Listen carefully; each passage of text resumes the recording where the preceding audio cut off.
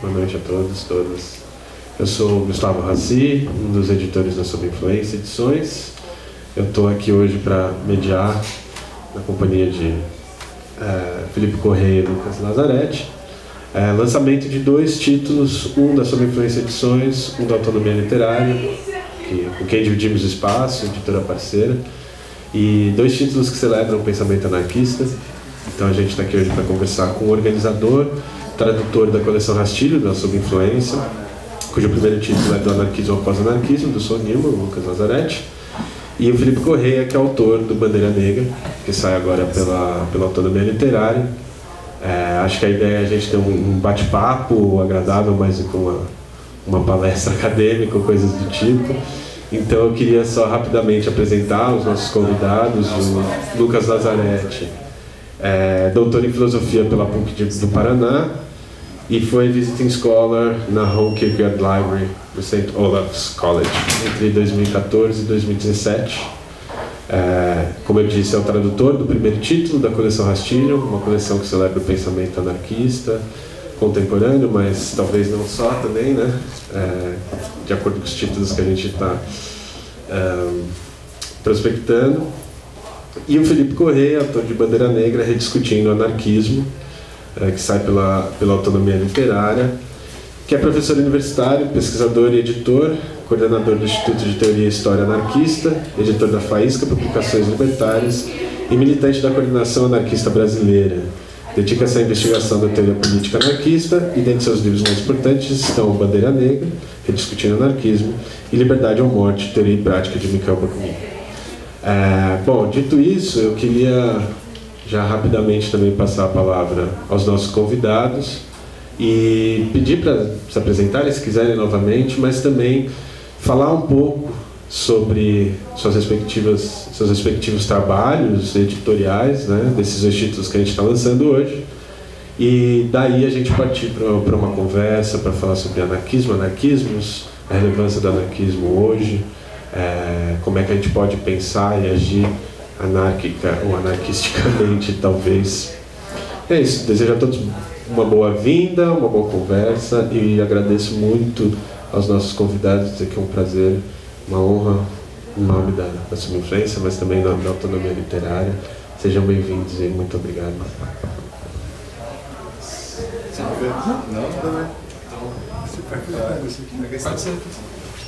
Alô.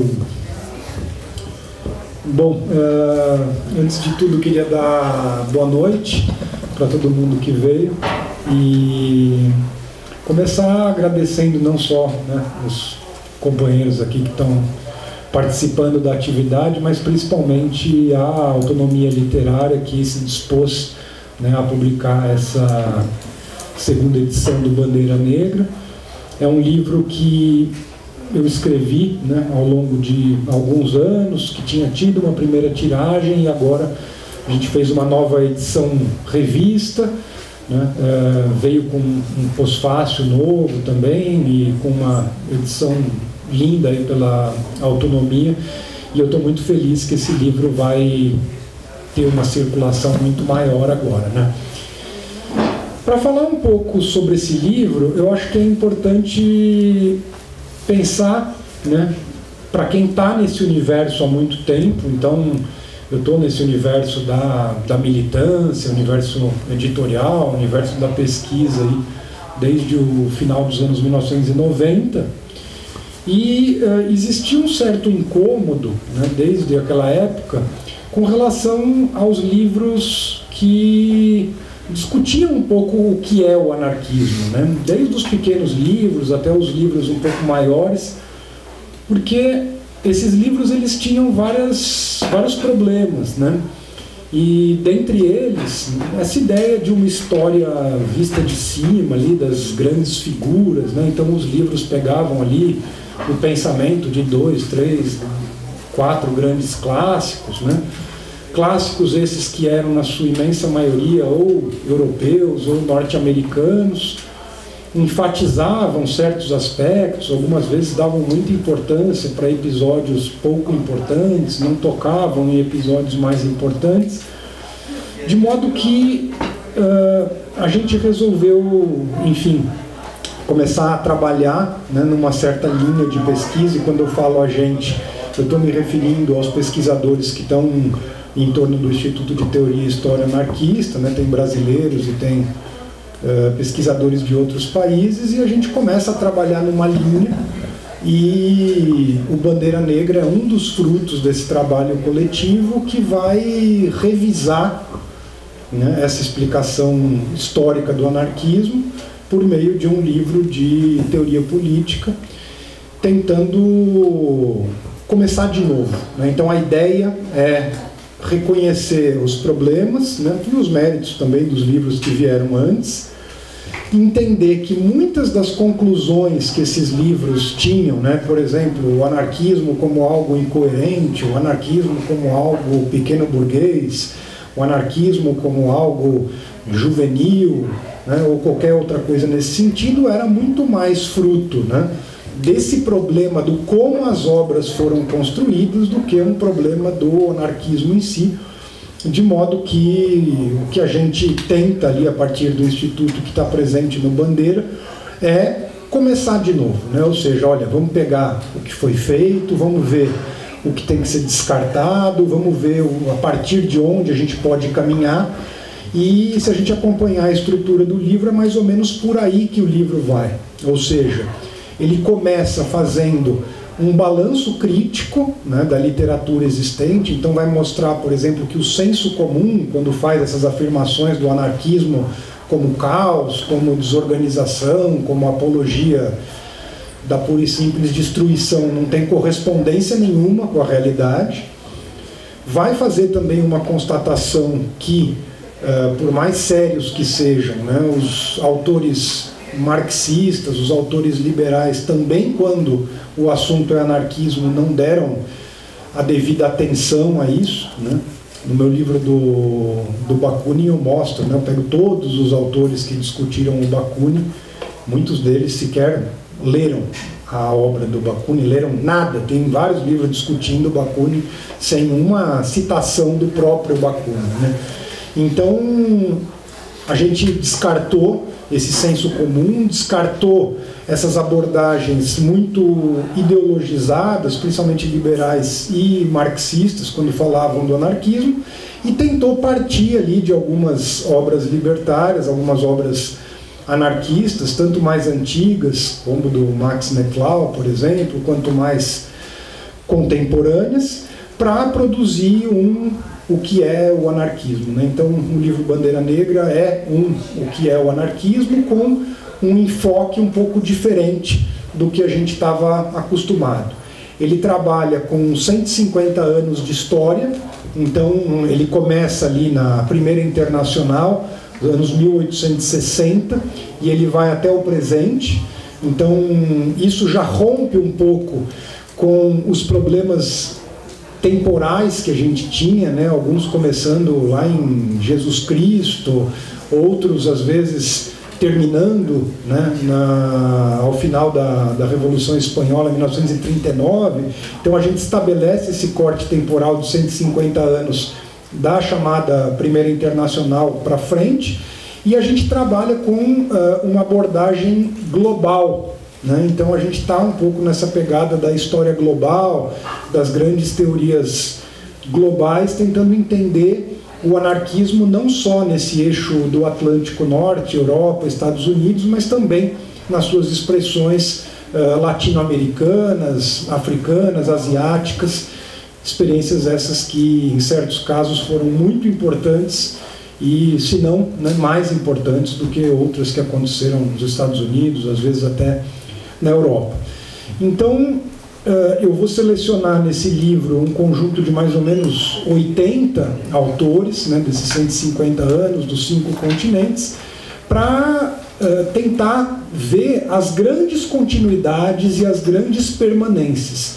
Então, o meu objetivo não é pegar aquilo que é diferente, mas tentar entender um pouco qual foi a regra nesses 150 anos no mundo todo, o que foi mais comum, e depois avançar um pouco, né? O que foi mais comum, mas também as maiores divergências, como é que a gente pode dividir as grandes correntes, e é isso que eu vou fazer nesse livro. Ele depois dessa crítica, né, da literatura existente, ele faz uma rediscussão sobre método. Olha, como é que a gente deveria olhar para esse tema, e vai fazer essa crítica do eurocentrismo, vai fazer essa crítica de autores muitas vezes que têm muita importância, mas não são muito importantes, vai tentar entender quando o anarquismo se formou e tudo isso.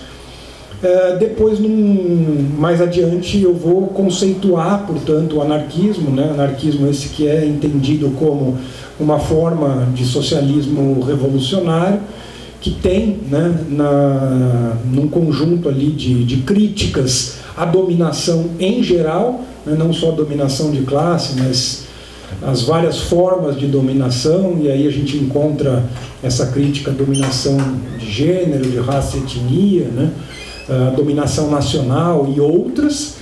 Uma proposta de autogestão generalizada que vai ser pensada não só como socialização da propriedade privada, mas também socialização do poder político, socialização do conhecimento, e uma certa linha estratégica comum a todos os anarquistas, né, que vai envolver essa ideia dos movimentos construídos desde a base, um sujeito revolucionário que é construído no processo de luta, né, um processo de transformação que não passa pela tomada do Estado, na medida em que, para os anarquistas, o Estado é um instrumento de poder em que uma minoria governa uma maioria, da mesma maneira que uma empresa privada, né, estabelece a sua relação de exploração do trabalho na relação com esses trabalhadores, e, portanto, é uma ideia, né, de socialização que parte não só da economia, mas passa pela política, pela cultura, por vários outros aspectos da sociedade. E depois tentar entender um pouco onde tem divergência, né, dentro do debate anarquista. E as grandes divergências que eu encontrei, as mais importantes do meu ponto de vista, têm a ver com 3 grandes questões, né? Os anarquistas têm um debate grande sobre a organização.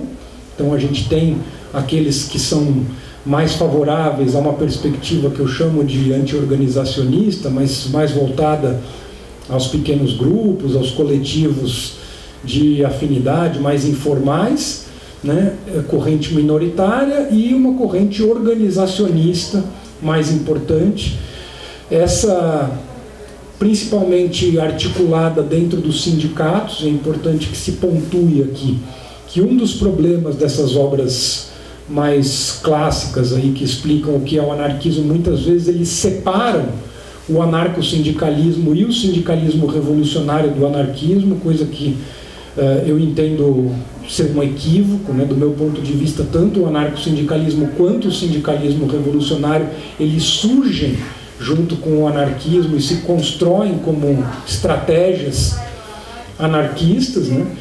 E, portanto, a maior parte dos organizacionistas vai trabalhar nessa perspectiva de organização sindical, mas também existe uma representação importante daqueles que vão defender o chamado dualismo organizacional, né? A organização dos anarquistas nos movimentos de massa e nas organizações políticas, né? Ou a gente poderia chamar partidárias, digamos assim, partidos, obviamente, que não são legalizados, não concorrem à eleição, mas funcionam na lógica partidária aí de uma organização política, com programa, estratégia, etc.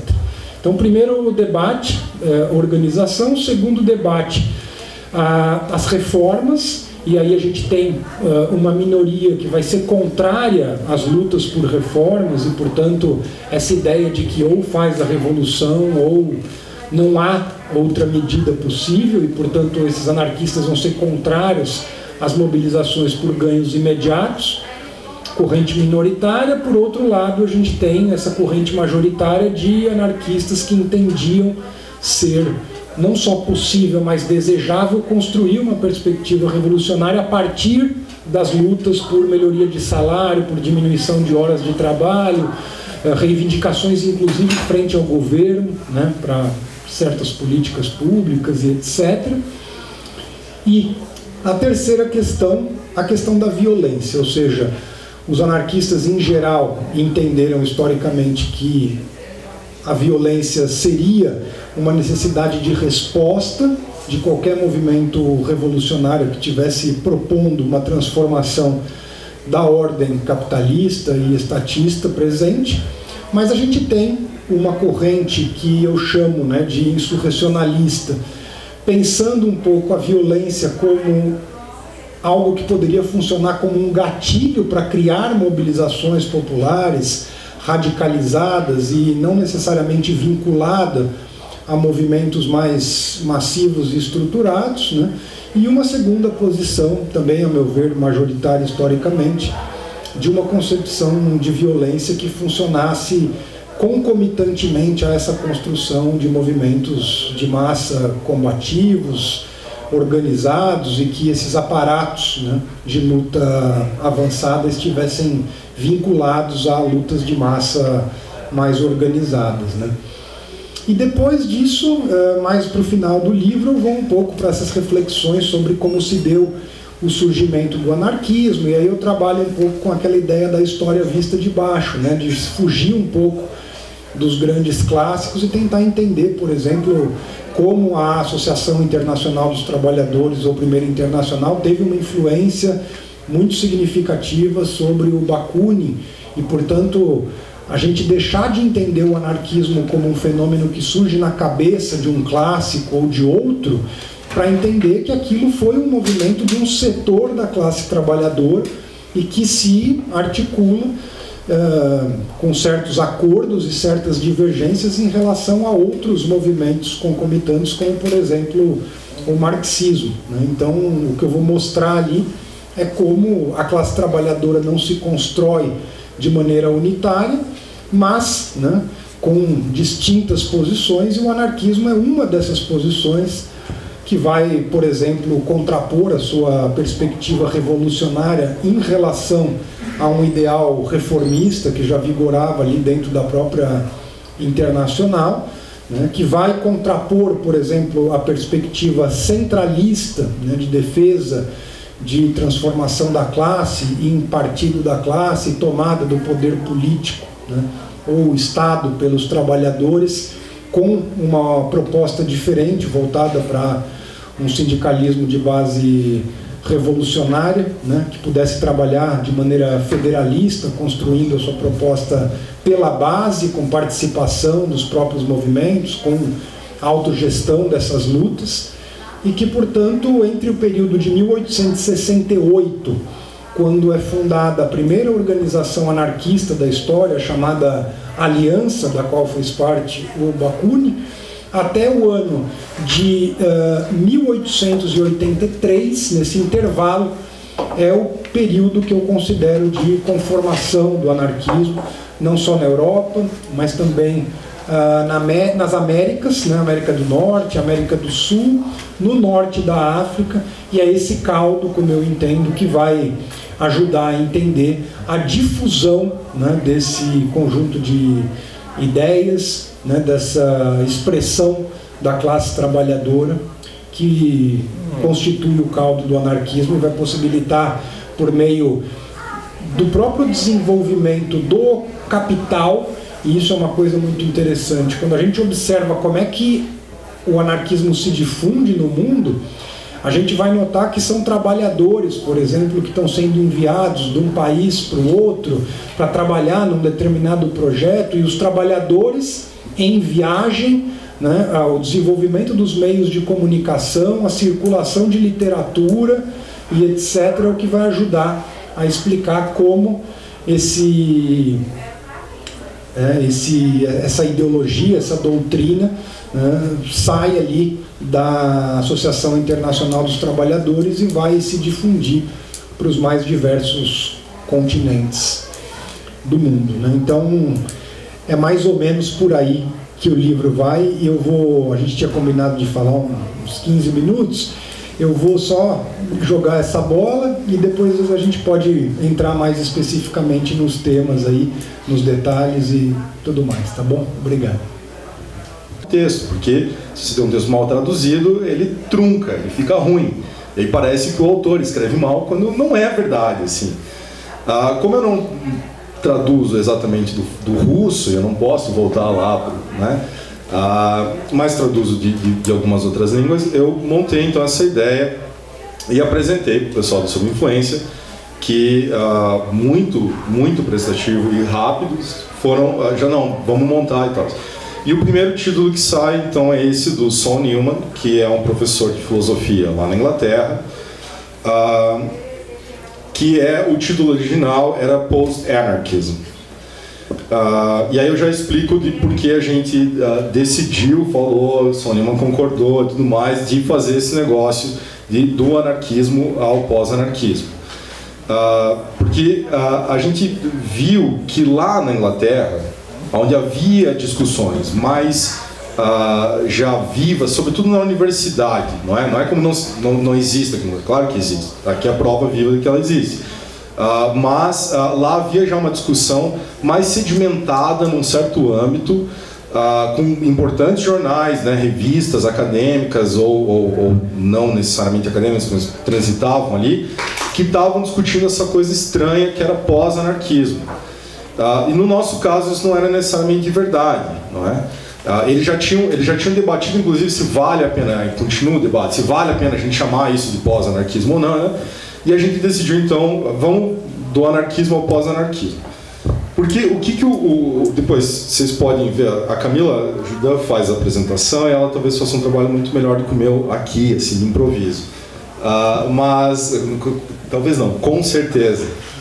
Mas o que o Saul Newman está apresentando nesse texto, que é um texto que ele como que condensa um trabalho que ele já vinha realizando, que já estava presente em outros livros dele, outros artigos dele, e que ele parece que sempre fala, não, beleza, eu vou tentar dar um tratamento aqui que seja pontual, acessível e rigoroso conceitualmente.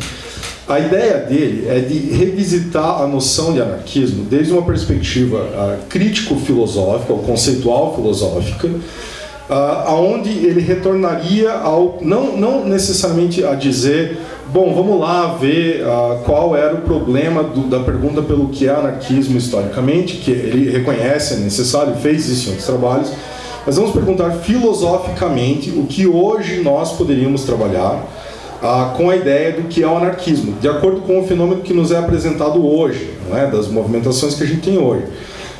E uma coisa interessante da qual ele parte é a noção de que talvez a gente necessite, talvez a gente possa pensar, já que é filosoficamente, ontologicamente o que é esse ser anarquista, não é? O que é o ser anarquista. E aí ele recorre a uma série de autores, mas sobretudo a um autor chamado Rainer Schulman, que era um cara, como eu vou dizer, ele é alemão, mas foi monge, alguma coisa assim, francês, escrevia em francês, mas que sai também de ser monge, é chamado pela Hannah Arendt para ir dar aula na New School for Social Research. Ele é um heideggeriano a princípio, que não dá bons votos a ele, não é? Pelo menos em termos políticos, e que lê o Heidegger de uma forma extremamente bizarra. Portanto, ele não teve muita acolhida. Assim, ele escrevia os textos dele lá, a Hannah Arendt achava ele genial, os caras ali desse grupo achavam, mas mais ninguém achava ele genial. E aí ele escreve um livro onde ele vê a filosofia do Heidegger, contra o próprio Heidegger, inclusive, como uma filosofia do anarqué, que é o sem fundamento, não é? Para os neófitos. Na filosofia, a gente tende a dizer que depois do Heidegger, né, depois do Nietzsche, depois do Heidegger, se rompeu com toda a noção de fundamento. Não tem mais como você fazer metafísica, não? Voltando a um fundamento, né, a causa primeira, a causa una de todas as coisas, que isso acabou, não tem mais. Essa é um pouco a ideia do Rainer Schulman, só que ele é ainda mais rigoroso, ainda além disso, para trabalhar esse sem fundamento, não naquela perspectiva, diga-se de passagem, proto-fascista do Heidegger, mas vê isso num potencial libertador. A partir dessa noção de um sem fundamento, dizer, olha, então talvez o anarquismo seja, ao contrário de outras perspectivas socialistas, não é? Ou de tentativa de organização socialista, seja aquele que parte do princípio, ou aqui é contraditório, mas tudo bem, que não pode haver fundamentos, não pode haver ortodoxia, não pode haver dogma. Portanto, não pode haver hierarquia, portanto, quer dizer, e o Son Newman então vai tentar tirar consequências disso e debater o que é esse novo fenômeno, o fenômeno que ele está percebendo agora, de acordo com alguns conceitos ou problemas que inclusive o Correa tratou. Quer dizer, a questão da violência vai ser sobremaneira importante aqui no livro.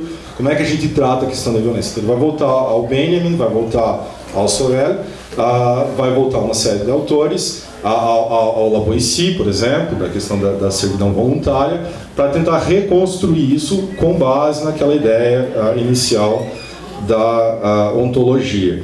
E desenvolver, por exemplo, o problema da revolução, que parece se apresentou muito bem, quer dizer, há linhas, não é? Uma que acha que a gente vai ter que fazer, só tem uma saída, é a revolução total ou não tem como. Outra que acha que não, eu posso ir criando condições de revolução. E o Newman vai, então, vamos ajustar o termo, vamos pensar em insurreição, porque a revolução pressupõe a tomada de poder do Estado, o anarquismo não pode pressupor a tomada de poder do Estado, porque isso seria contraditório, o Estado é necessariamente, inclusive eu dei um curso sobre isso, como Estado de Direito, a criação da própria noção de Estado de capitalismo andam completamente de mãos dadas, não é? O fenômeno histórico de Estado é o próprio desenvolvimento do capitalismo, a partir de mais ou menos 1600. Então a gente não pode fazer uma tomada de poder pela revolução, vamos pensar em insurreição. E ele vai trabalhar essa noção de insurreição. O que a Camila parece reorganizar aqui é o problema da representação. Filosoficamente, o que o Newman trabalha ao longo de todo esse livro é o problema totalmente presente ao longo de toda a modernidade, né? Que é o problema da representação. O esgotamento da possibilidade de representação alcança o cume de tensão e parece que há uma solução possível, e a solução é o anarquismo. Parece que a única solução, em termos de teoria política, para que a gente pode sair do problema da representação sem cair num recrudescimento de tipo reformista, e aqui eu digo reformista com a parte ruim, não a parte que pode levar a práticas boas, é o problema da representação, e isso vai levar ao anarquismo.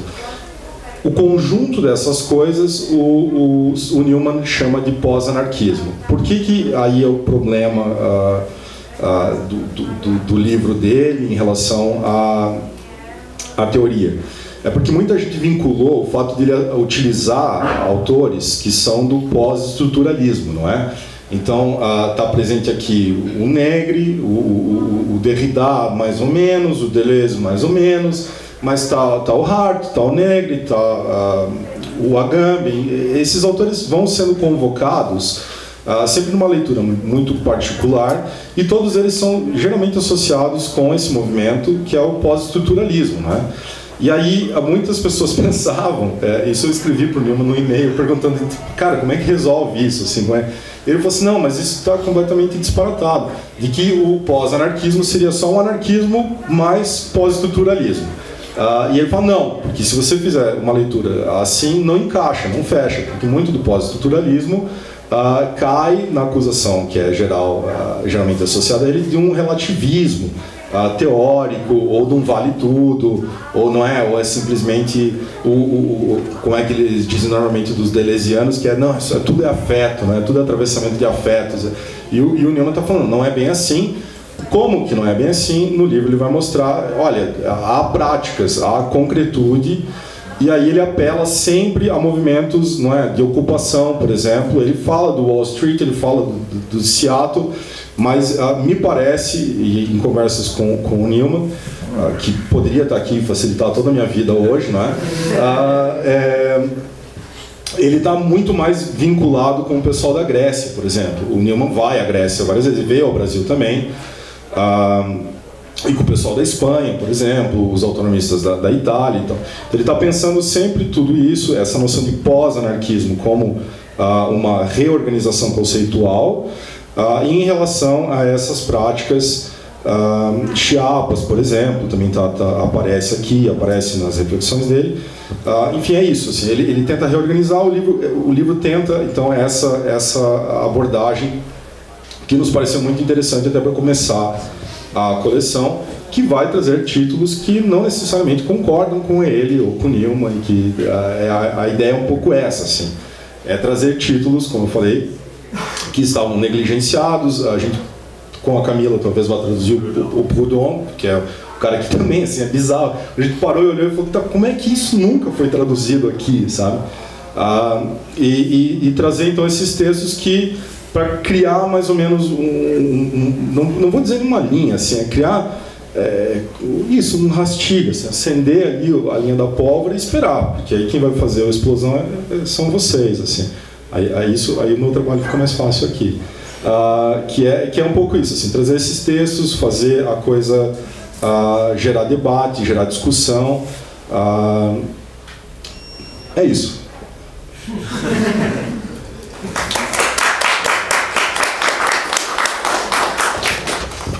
Bom, muito obrigado a ambos, então, pela apresentação dos seus respectivos trabalhos. Bom, a ideia, acho que agora a gente vai ter um bate-papo, conversar um pouco. Eu vou começar a partir de indagações que surgem já pela leitura do livro, mas surgem também na conversa. Mas eu acho que uma muito importante para começar, que tanto você, Felipe, como autor, você, Lucas, como traduzindo Newman, né, fica claro que é preciso meio que fazer uma trajetória histórica do anarquismo, né? Newman / Lucas e Felipe fazem isso, né? As duas obras fazem isso. E rever essa experiência histórica do anarquismo, isso de algum modo parece ser um pouco uma constante, né? Quando a gente fala de anarquismo ou anarquismos, né? A gente está sempre retomando, voltando para o começo, vendo como é que se deu. E eu queria saber um pouco por que vocês acham que isso acontece de algum modo, né? E qual a situação também relacionada a isso, qual a situação do anarquismo ou dos anarquismos hoje, e o que diferencia o anarquismo hoje desses outros momentos que são debatidos, além, óbvio, das obviedades de conjuntura histórica, né? Mas enquanto teoria e prática.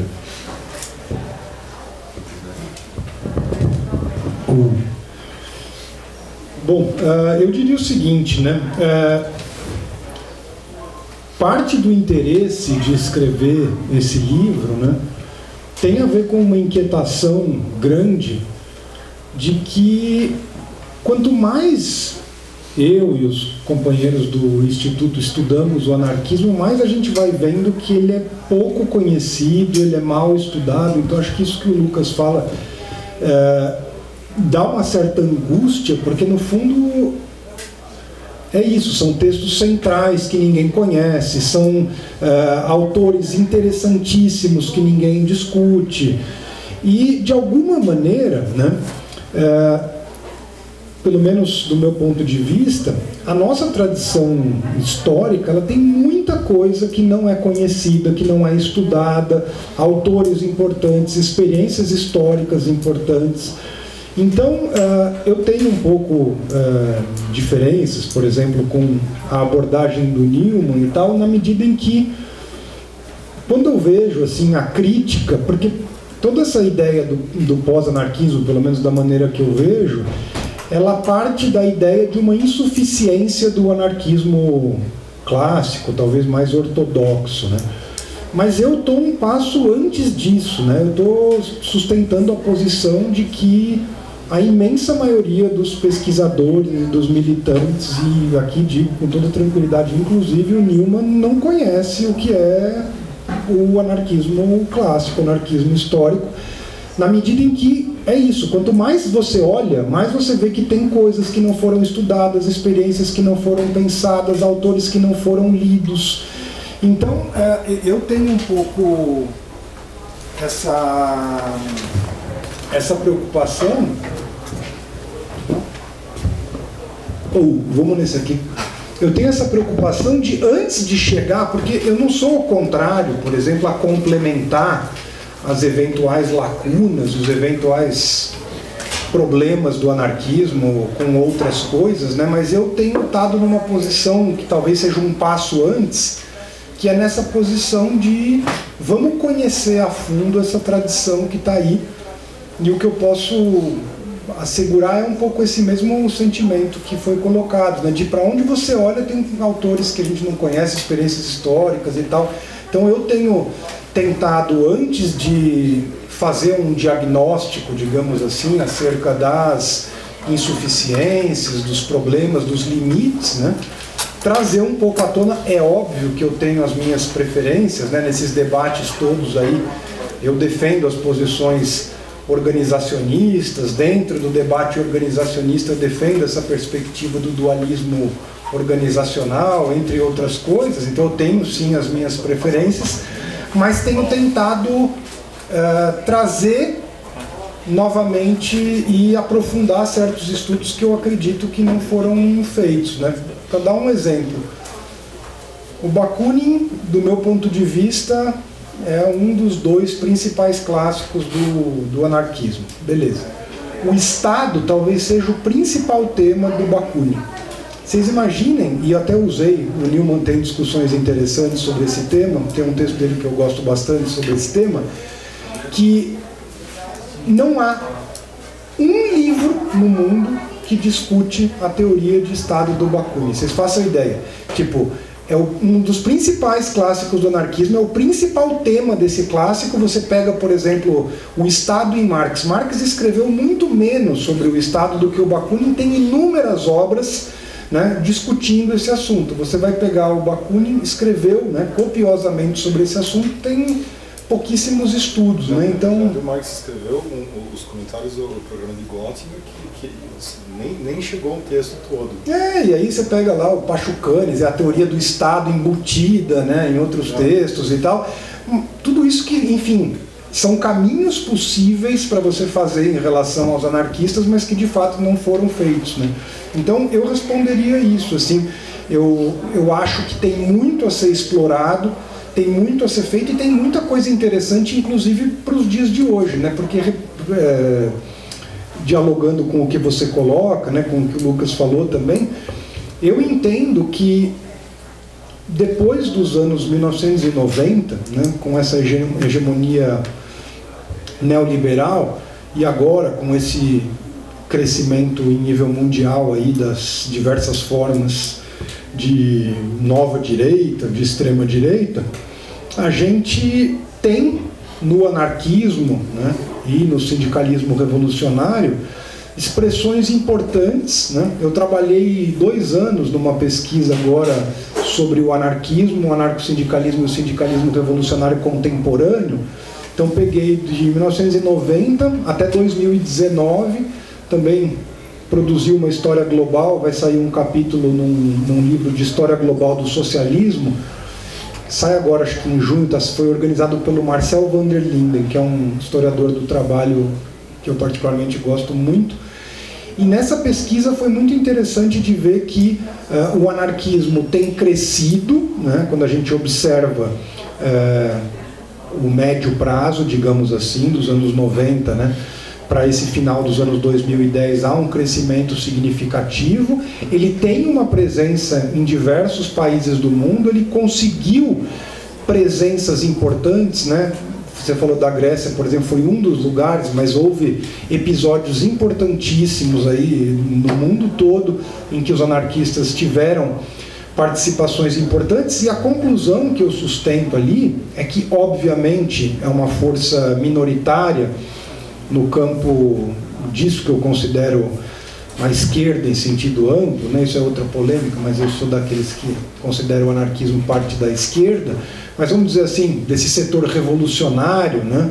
Ou do que se poderia chamar de uma esquerda radical, o anarquismo tem se conformado como um setor de minoria, mas uma minoria relevante, que, por exemplo, em países como a Espanha, né, vão estar à frente de iniciativas sindicais aí que têm influência em milhares, algumas vezes de milhões de trabalhadores, em mobilizações populares radicalizadas, como foram aquelas da Argentina em 2001, como foram diversas no caso da Grécia, né?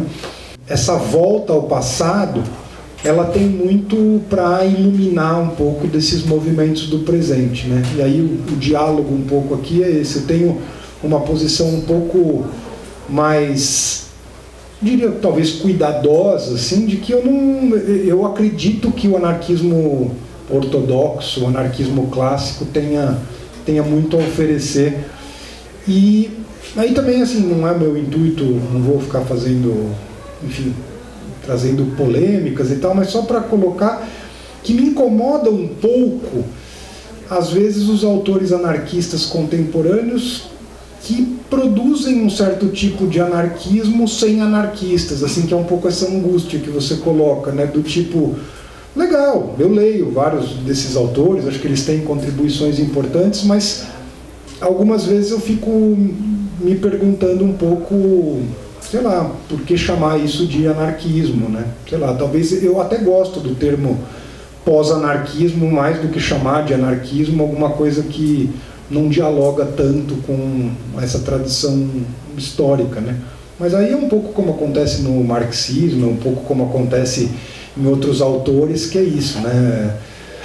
Você vai discutir um pouco o que é a ortodoxia, até que ponto a heterodoxia mantém certas raízes ali ou extrapola certos elementos fundamentais. Então, eu acredito que haja discussões importantíssimas aí em vários desses autores, o próprio Newman, mas eu tenho um pouco esse cuidado, assim, de delimitar, talvez seja uma ortodoxia exagerada da minha parte, de marcar um pouco até onde eu acho que vai o limite ali, pela tradição histórica dessa doutrina, dessa ideologia, que é como funciona o marxismo, né? Outro dia eu assisti a um curso do Armando Boito e ele sustentava uma ideia parecida. Olha, o marxismo tem essa pilar construído historicamente.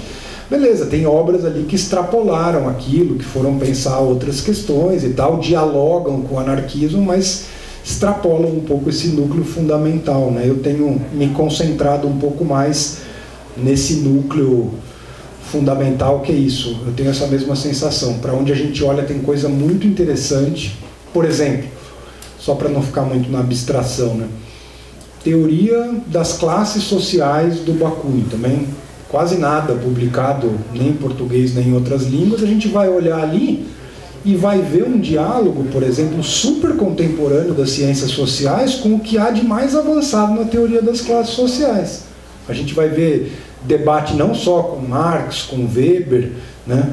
Óbvio, Bakunin é contemporâneo do Marx, não do Weber, mas estou dizendo a discussão dele torna possível diálogos com Marx, com Weber, com Bourdieu, com teorias contemporâneas que estão sendo feitas de extrapolar o elemento econômico das classes, de trabalhar nessa chave que o Lucas falou, que é uma perspectiva anarquista, de que não dá para separar Estado e capitalismo, como fazem liberais, keynesianos e afim, né? Ou seja, isso é parte do mesmo fenômeno, é parte de um mesmo sistema. Não haveria capitalismo se não houvesse Estado e vice-versa, e, portanto, pensar uma alternativa para isso, porque na minha leitura, né, e é isso que eu desprendo aí dessa reflexão anarquista, as experiências do século XX podem ter avançado um pouco mais, um pouco menos, mas nenhuma delas indicou um caminho para a emancipação de fato dos trabalhadores, como estava enunciado ali nos preâmbulos da Associação Internacional dos Trabalhadores. A gente pode entrar um pouco nesse debate, mas na leitura anarquista, né, as experiências, mesmo as revolucionárias do século XX, podem ter avançado um pouco mais, um pouco menos, mas todas elas muito distantes de um projeto de emancipação popular, né, como, no meu entender, preconizam aí as tradições anarquistas, mesmo marxista e outras. Tá bom? É isso aí. Aí agora complicou porque eu saio da posição de... Né, eu tenho que agora dar a minha... Pelo lado da filosofia, a gente tem que sempre lembrar que a construção da ideia de história também é uma coisa que acontece num tempo determinado. Por volta de 1750, se começa a pensar, e é um cara, a gente pode dizer o nome dele, que é o Herder, não é? É um filósofo alemão, que pensa a ideia de história tal qual a gente conhece hoje, e que vai ser depois retrabalhada por um cara que adorava ele, que é o Hegel, não é? E que vai ser retrabalhada pelo Marx, e que vai ser retrabalhada até hoje, mas que, sobretudo, vê a história, se não como um telos, como uma teleologia, como uma finalidade pré-programática ou pré-condicionada, ao menos como uma certa linearidade necessária. Não há contingência, há necessidade, certo? E aí temos um problema, porque quando formulamos a noção de história, formulamos com ela a noção de tradição. E se formulamos a noção de história junto com a noção de tradição, vinculado a isso a necessidade, fechamos aqui um campo de acontecimento que não permite muita mobilidade. Aonde que o problema começa a fazer, eu já vou explicar onde eu estou chegando com isso, aonde que o problema começa a fazer ruído? Quando você, no ponto presente, começa a buscar os vínculos de necessidade com o tempo passado, não é? Eu acho que, como eu falei, é muito importante a gente trazer o meu trabalho, que é completamente pequeno, não é? Não tem, a relevância dele é muito limitada, mas é fazer o melhor que eu posso aqui. Eu vou traduzir esses textos porque eu sei traduzir, eu sei essas línguas, eu trabalho com tradução. Eu vou tentar fazer e traduzir da melhor forma possível, da mesma forma que eu trabalho a minha pesquisa é em Kierkegaard, que é um filósofo dinamarquês, que eu aprendi dinamarquês para traduzir um cara, quer dizer, tem a mesma forma que eu vou traduzir literatura, por exemplo, ou poesia, eu vou aplicar nisso daqui, e é um trabalho extremamente limitado. Mas o problema, eu acho que é importante a gente voltar, e por isso que eu comecei falando, do ponto de vista filosófico, não é? Se você vai fazer uma revisão continuamente crítica do ponto de vista da filosofia, você vai ter que revisar, inclusive, a tua noção de história, e de historicidade, e de tradição, para entender que a importância daqueles textos lá não é suficiente por si para suprir esse monstro da necessidade, que sempre vai bater com o problema da concretude imediata e real, que nós temos agora. Tem um fenômeno real. O capitalismo se alterou, o Estado se alterou com esse neoliberalismo, e todas as esperanças de fato não se cumpriram, não é? Significa que o Bakunin errou? Não. Significa que o Kropotkin errou? Não. Significa que todos esses caras que lutaram, escreveram, pensaram, erraram? Não. Significa que os textos deles são completamente insuficientes? Também não. Então a gente fica no impasse. A gente vai ter que revisitar esses textos continuamente, não é? Sabendo, no entanto, que eles, pela própria existência deles, já trazem a carga da insuficiência. Não porque eles são insuficientes em si, mas porque aquele vínculo de necessidade não se completa. Então, parece que, de novo, filosoficamente você fica jogado num impasse, porque você tem a necessidade, e eu não sei se o Newman não sabe tanto assim, porque ele tem uma coisa um tanto quanto britânica em esconder o jogo por falsa modéstia, aí conversando e tal, aparece, sabe, outras, mas que é assim, e se ele não faz, é necessário fazer, nós, pelo menos, voltar a esses textos, voltar a traduzir, trazer para vocês, trazer aqui para discussão, colocar eles em jogo, porque é necessário aqui na parte fraca, tá? Porque é preciso, sim, que a gente acesse, que a gente busque lá. Tem coisas muito interessantes, sabendo sempre que elas não são suficientes. Que aí esse é a primeira parte do trabalho. Acho interessante que você falou isso, Felipe, porque você falou, eu começo fazendo a reconstrução histórica e depois eu tento fazer a parte da teoria. É esse o trabalho.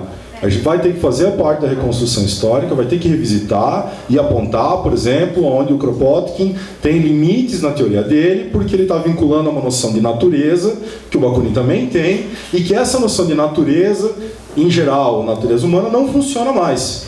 não funciona mais. A gente já não aplica ela porque ela também era viciada, ela tinha um lugar de acontecimento, num certo iluminismo. Ok, não joga o bebê com a água do banho. Aí você faz essa parte, viu onde tinha e aí depois redimensiona. Redimensionar é colocar a história no lugar dela. Não é? E não é dizer que a filosofia está... Porque a filosofia tem esse problema, ela adora ficar na frente, né? Se colocar lá em cima, assim, que é o... Vocês todos vão fazer as coisas específicas, nós vamos ficar atrás dando a sustentação de absolutamente tudo, né? É um cacoete metafísico. Então não é necessariamente fazer isso, mas a filosofia vai ser, vamos dizer, o irmão chato, o irmão menor chato, que vai falar, a mãe vai ficar puta com isso, assim, ó, volta lá, sabe? Então, tem que ser esse irmão chato, senão a filosofia não está fazendo o trabalho dela. Então acho que um pouco é isso, assim, sempre que perguntam sobre essa questão da historicidade, é necessário, absolutamente necessário, lembrar que historicidade e história também é construída. E que, portanto, essa tradição, essa história também vai ser construída. E continuamente construída a cada ato nosso. Assim. Deixa eu só falar uma coisa legal disso, desse debate, eu acho que a gente está vivendo muito agora, né? Que acho que em qualquer campo, né? Quando você decide suprir essas lacunas, também resolver por que caminho você vai, né? Porque eu tenho visto muito isso, por exemplo, está chegando muito agora dessa discussão, por exemplo, racial, muito da discussão de gênero, né? Com perspectivas muito distintas. E aí é muito interessante ver que, assim, legal, eu vou tentar solucionar uma lacuna aqui. Dependendo por onde a gente for caminhando para complementar isso, essa literatura, enfim, essas experiências também vão trazendo elementos ali que a gente precisa ter um certo cuidado para não, enfim, colocar em xeque, enfim, ideias ou noções que a gente não quer colocar em xeque, ou dar um cavalo de pau completo com o nosso pensamento, né? Porque eu acho que é um cuidado importante a gente ter essa ideia. Legal, eu vou fazer um complemento, mas o que eu vou manter, o que é necessário descartar, porque uma coisa que eu tenho visto também é isso, a gente vai incorporando as coisas e de repente a gente descarta tudo e faz isso que você acabou falando, né? A gente atropela ali elementos que deveriam ter sido mantidos e vai bebendo, por exemplo, isso tem me incomodado muito com essa literatura liberal de esquerda dos Estados Unidos, por exemplo, que está sendo super difundida, e aí a gente vai lendo, vai incorporando, vai dialogando, só que aquilo ali tem um fundamento liberal, e a hora que você olha, você está bebendo ali em discussões atuais e tal, mas está colocando em xeque elementos que são importantes, né? Então, é uma coisa que eu lembrei quando você falou que tem me chamado muita atenção, é isso, esse cuidado um pouco, que eu concordo que a gente deva buscar essas referências, mas aonde a gente vai buscar, e às vezes esses elementos que estão escondidos, né? Eu acho que nos Estados Unidos isso para mim é muito claro, vem essas coisas liberais de lá e a gente muitas vezes vai lendo meio acriticamente, né? Enfim, o último já porque tem um trabalho aqui que é de cunho editorial, ou pelo menos no meu trabalho. Traduzir o Newman é fácil, não é? É fácil por quê? Porque o cara está vivo, se eu tiver problema eu escrevo para ele, é uma linguagem acessível. Agora, quando eu vou traduzir o Proudhon, eu não vou poder fazer esse mesmo tipo de trabalho. Eu vou ter que colocar uma apresentação mais pesada historicamente, eu vou ter que fazer notas, sabe? Muitos dos textos, isso era uma coisa que me incomodava, porque muitos dos textos dos anarquistas que a gente tem aqui, os clássicos, eles não têm notas, cara. Eles não vêm com um aparato crítico. E aí você não sabe, é um texto cru ali. E aí você para nós tudo bem, a gente está estudando. Mas o cara que está pegando ali para começar a estudar, ele precisa... Isso os marxistas fazem. Porque eles têm toda aquela tara hegeliana deles lá, não é? E eles fazem muito bem. E a gente tem que fazer isso também, porque é parte do dever de casa. Se eu vou fazer isso aqui para que pessoas possam ler, eu tenho que fazer esse trabalho e as notas vão me ajudar aqui, e o aparato crítico vai me ajudar aqui. É 1, 2, 3 paratextos para que eu possa dizer para o meu leitor, olha, eu não estou vendendo gato por lebre, eu não estou trazendo aqui entendeu, esse autor nu e cru para você, que não tem ideia do que estava se passando na Rússia na década de 70 do século XIX, entendeu? Eu preciso te dizer, veja, esse cara está escrevendo isso assim, assim, assim, e quando ele usa tal termo, ele está usando porque isso aqui tem tal discussão com esse conceito é importante. É o trabalho que a gente vai ter, e é um trabalho que parece extremamente enfadonho, mas absolutamente necessário. Quer fazer isso aí, entendeu? A gente resolve esse problema dos liberais. Eles não colocam nota também, eles compram, passa tudo como se fosse, né? Frederick Douglass vira o cara que está apoiando a CIA fazendo uma propaganda de... mas parece isso, sabe? Aí, se você pega o texto do Frederick Douglass sem nada disso, vai parecer isso, que beneficia o discurso ideológico dos liberais e do neoliberalismo, completamente. Não é nosso caso. Então, Perfeito, perfeito. Bom, pessoal, perguntas da plateia, fique à vontade. Eu fiz uma pergunta que rendeu. O pessoal quer perguntas? Também a gente tem mais uma mesa, então também a gente não pode se alongar muito. Quem quiser fazer uma pergunta, senão eu continuo também, só porque acho que posso continuar, então. Mas que me fez... Dá-lhe, Marcelo. Obrigado. É mais uma dúvida assim que eu tenho, porque, enfim, aproveitando que um escreve texto, outro está traduzindo vários textos e tal, porque, enfim, eu leio muito Rosa Luxemburgo e, assim, tem livros que ela começa criticando anarquismo e tudo, mas muitos dos posicionamentos que eu vejo nela, das teorias que eu vejo nela, eu vejo em parte das correntes anarquistas e tal. Eu queria saber se tem algum autor ou algum texto que tenta dialogar ou tenta colocar, mesmo para que seja... para colocar em posições críticas os dois e tal, só por curiosidade mesmo, para saber se tem mesmo.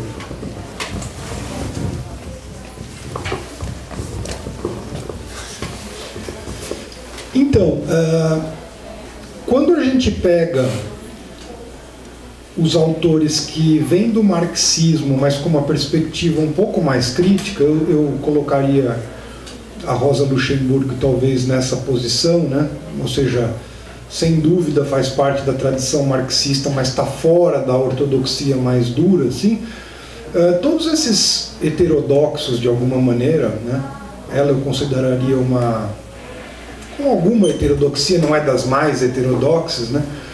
Mas eu acho que tem certos pontos de contato, sim, com o anarquismo.